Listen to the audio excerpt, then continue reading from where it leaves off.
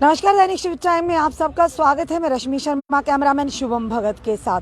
दर्शकों, कुछ दिन पहले कश्मीरी माइग्रेंट जो कि रिलीफ कमिश्नर के ऑफिस के बाहर उन्होंने धरना प्रदर्शन किया। धरना प्रदर्शन का कारण ये था कि उनका रिलीफ नहीं आ रहा था, जिसके चलते उन्होंने रिलीफ कमिश्नर के बाहर उनके ऑफिस के बाहर धरना प्रदर्शन किया। इन्हीं सब विषयों पर बात करने हमारे साथ समय जुड़ चुकी हैं अनीता चांदपुरी, जो कि नेशनल वाइस प्रेसिडेंट है महिला विंग की।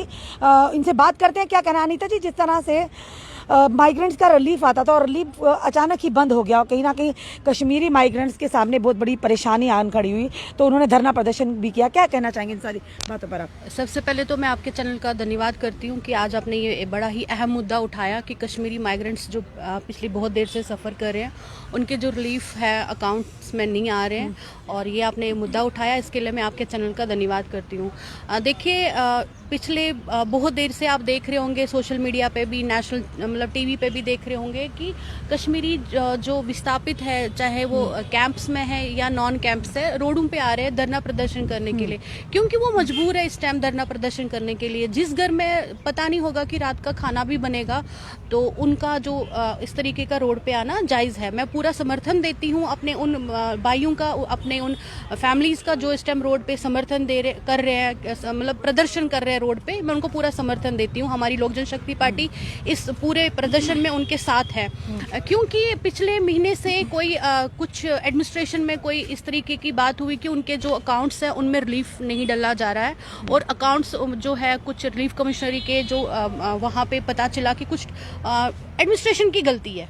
अगर एडमिनिस्ट्रेशन की गलती है तो उसके लिए एक हमारा जो कॉमन पीपल है वो क्यों सफर कर रहा है, आम जनता क्यों सफर कर रही है? क्योंकि हमारे कश्मीरियों में कुछ ऐसी भी फैमिलीज है जो होली सोली रिलीफ पे ही डिपेंड है। उनकी दवाइयां हैं, उनके बच्चों की फीसिस है, उनके स्कूल्स है। आपको पता, पिछले 2 साल से जो बिजनेस है वो ठप है, जो सब कारोबार है ठप है। अगर बेचारा कहीं कोई प्राइवेट जॉब भी कर रहा है, वो भी आज घर में बैठा है महामारी की वजह से। अब जो पूरी फैमिलीज ही हमारी ऐसी हैं जो इसी रिलीफ पे होली सोली डिपेंड है, और उसके बावजूद रिलीफ ऑफिस इनका जो ये पीछे एडमिनिस्ट्रेशन जो इनका रिलीफ बंद करके बैठी हुई है, ये तो बहुत ही नाइंसाफी हो रही है। एक हमारे क्या वजह है, क्यों बंद किया गया रिलीफ? क्योंकि लगातार आ रहा था जब से विस्थापित हुए माइग्रेंट्स यहाँ पर, और कहीं ना कहीं का दारोमदारी इसी पर है। तो एक बंद करना बहुत बड़ा झटका उन लोगों के लिए जिनका डिपेंड ही जो इसी रिलीफ पर रहते हैं, जिनकी रोजी रोटी इसी पर चलती है। तो कितना बड़ा धक्का, आखिर क्या कारण रहा है कि रिलीफ को बंद कर दिया गया? देखिए, कुछ एडमिनिस्ट्रेशन के कोई कुछ ठेकेदारों के साथ या कुछ है कि उन्होंने कुछ कोर्ट के थ्रू इनका जो कोई अकाउंट वगैरह है वो सीज किए हुए हैं। ठीक है, हम मानते हैं कि चलो आपका कोई प्रॉब्लम है, आपका कोई वो चल रहा है एडमिनिस्ट्रेशन के अंदर की इंटरनल प्रॉब्लम। हाँ, वो तो एडमिनिस्ट्रेशन के अंदर की इंटरनल प्रॉब्लम है, उससे आप कॉमन पीपल को क्यों सफर करवा रहे हो? एडमिनिस्ट्रेशन के साथ आप करते रहिए ना, जो भी आपका मसला है, कोर्ट की डायरेक्शन है इसमें कि वो बंद कर दो, आप कोर्ट को जवाबदेही दइए ना आप। लेकिन आप तो लोगों को सफर करवा रहे हो, आप तो उन लोगों को सफर कर रहे हो जो पूरी तरह से ही इस रिलीफ पे डिपेंड है। उनकी मेडिसिन कहाँ से आएंगी, उनके बच्चों के फीसिस कहाँ से आएंगे, उनका घर गुजर बसर कैसे होगा? ये तो कम से कम सोचो। आप ये लड़ते रहो, ये तो एडमिनिस्ट्रेशन की गलती है, तो ये तो एडमिनिस्ट्रेशन को दिखाना चाहिए। तो इसमें आप लोगों पे क्यों ये लागू कर रहे हो? लोग इसमें क्यों सफर करें? अनीता जी, जो रिलीफ कमिश्नर है उनका क्या कहना है इस विषय में? जब आपने उनसे बात की होगी एज ए नेता, क्या उनका कहना है इसके बारे में? देखिए, मेरी रिलीफ कमिश्नर से इसके बारे में कोई बात नहीं हुई, लेकिन मैंने कुछ लोगों से इसके बारे में बात की। तो अभी तो कमिश्नर साहब नए आए हैं, कुछ उनको मेरे को लगता है 1 महीना हुआ है उनको चार्ज संभाले हुए, और मैंने आप चैनल के माध्यम से देखा कि कमिश्नर साहब कह रहे हैं कि जल्दी ये मसला हल हो जाएगा। मैं कमिश्नर साहब से भी रिक्वेस्ट करती हूँ ये कि मसला जो है इनका ये जल्दी से जल्दी हल करे, ताकि जो बेचारे इसी पे डिपेंड है वो भी अपनी फैमिली गुजर बसर जो है उनकी फैमिलीज का वो नॉर्मल तरीके से चले, और उनको धरना प्रदर्शन ना करना पड़े, उनको रोडों पे नहीं आना पड़े। क्योंकि जब एक बंदा रोड पे आता है तो आप खुद अंदाजा लगा सकते हो वो कितने मजबूर होंगे, क्योंकि इस महामारी में, इस कड़कती धूप में रोड पे आना कोई आम आदमी के लिए कोई आसान बात नहीं होती है। और मैंने पिछली बार पीछे भी देखा कि जगती में वो लोग उनके पुलिस उनको धक्का मुक्की भी कर रहे थे। ये तो बहुत ही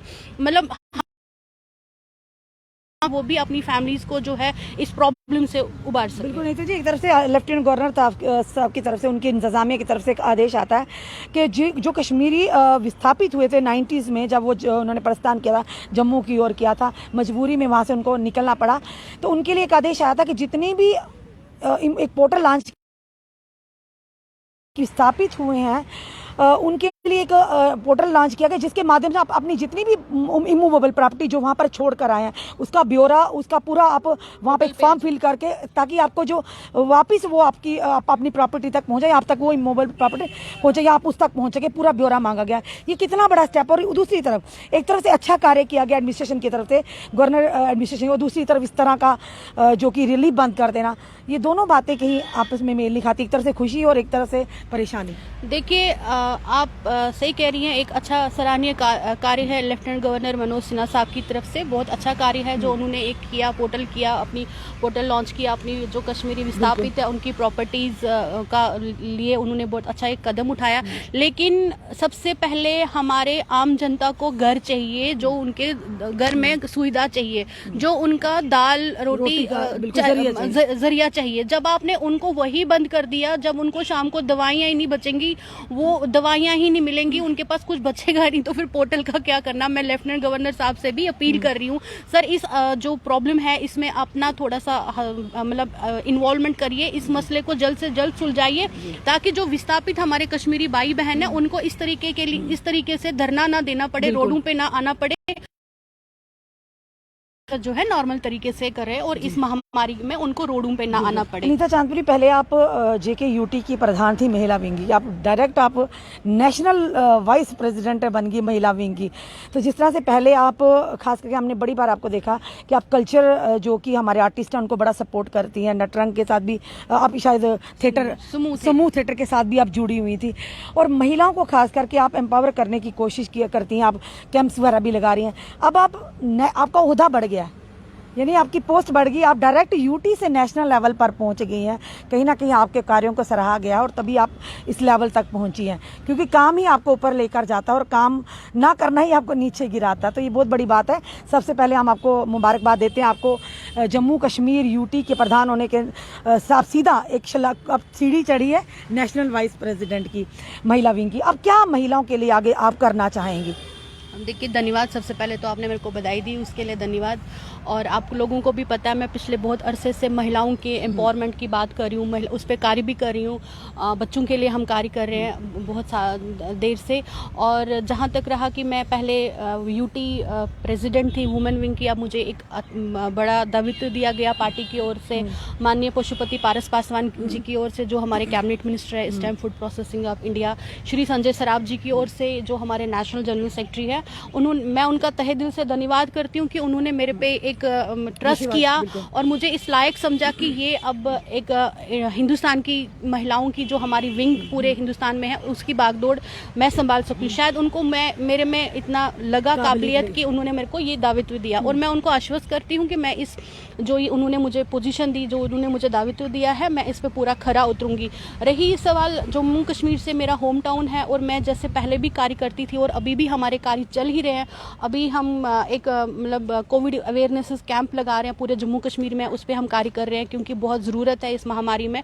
ये अभी कंटिन्यू चलेंगे, 2 महीने का हमारा ये प्रोजेक्ट है, इसमें हम पूरा कार्य कर रहे हैं और हम हर जगह आप देख रहे होंगे सोशल मीडिया के माध्यम से मैं कार्य कर रही हूँ। आगे भी मैं हमारी अपनी बहनों के लिए ऐसे स्कीम्स के लिए हम बात कर रहे हैं। ऐसे स्कीम्स आगे जम्मू कश्मीर में लॉन्च करेंगे जो मिनिस्ट्री ऑफ टेक्सटाइल की तरफ से होंगी, जो मिनिस्ट्री ऑफ हेल्थ की तरफ से होंगी, जो अदर मिनिस्ट्रीज से होंगी, या फूड प्रोसेसिंग की मिनिस्ट्री हमारी जो है उसकी तरफ से होंगी। तो हम अपनी महिलाएं, जो हमारी जम्मू कश्मीर की महिलाएं हैं, उनके लिए जो आपने कहा फूड प्रोसेसिंग हो या टेक्सटाइल का, ये गांव की जो महिलाएं काफ़ी इसमें महारत रखती हैं। क्या आप चाहेंगे आने वाले समय में गांव की महिलाओं के लिए भी रोजगार उनके लिए प्रावधान खोले? देखिए, मेरा हमेशा से कार्य रहा ही है रूरल एरियाज के लिए, क्योंकि शहर की जो हमारी बहनें होती है वो ऑलरेडी सक्षम होती हैं, उनके पास नॉलेज होता है हर एक कार्य करने के लिए। लेकिन जो हमारी रूरल एरियाज की बहनें होती हैं उनके पास इतनी नॉलेज नहीं होती, क्योंकि आज उनके पास उस तरह की फैसिलिटीज नहीं है, नेट नहीं है। तो उनको अवेयर करना बहुत जरूरी है कि वो भी जो मिनिस्ट्री ऑफ टेक्सटाइल की तरफ से स्कीम्स हैं, या मिनिस्ट्री ऑफ फूड प्रोसेसिंग की तरफ से स्कीम है, या और भी बहुत सारी गवर्नमेंट की स्कीम है, उसके लिए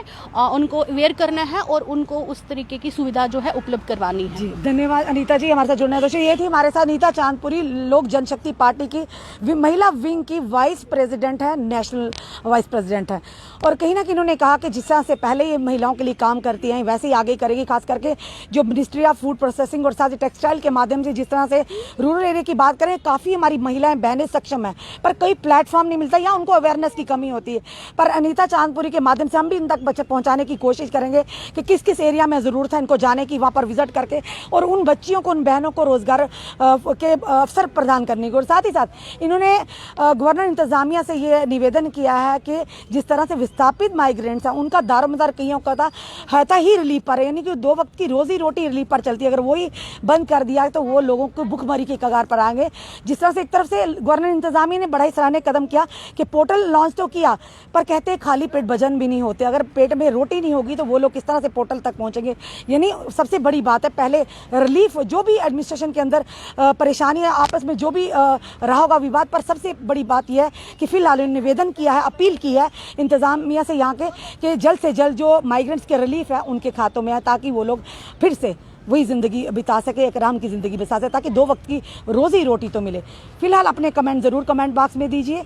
और सबसे बड़ी बात एक और, अपनी जनता को हम अपनी जनता के समक्ष ये बात रखना चाहेंगे, शाम को लाइव आके ज़रूर ये बात भी अपनी जनता के समक्ष रखेंगे कि कुछ दिनों के लिए फ़िलहाल जम्मू से रिपोर्टिंग नहीं कर पाएंगे क्योंकि आउट ऑफ यूटी हम जा रहे हैं, पर अपनी जनता के साथ ज़रूर रूबरू बाहर जाकर भी हम रहेंगे, क्योंकि जनता हमारे लिए सबसे पहले है। बाहर हो कहीं भी हो, पर जनता के रूबरू आकर हम पल पल की खबरें आप तक पहुंचाते रहेंगे। हमारे वीडियो जर्नलिस्ट जम्मू से और हम बाहर से अपनी जनता के, क्योंकि फ़िलहाल कुछ दिनों के लिए हम जनता से, खास करके जम्मू से गुड बाय कहेंगे और उम्मीद करेंगे बाहर जाकर भी हम जो भी काम अपनी जनता के समक्ष लाएं, आप वहां पर भी हमें पूरा साथ देंगे, अपना आशीर्वाद देंगे, अपना प्यार इसी तरह से बरसाते रहेंगे। फिलहाल के लिए इतना ही, जुड़े रहिए ऐसे हमारे साथ अगले अपडेट के लिए। जय हिंद, जय भारत।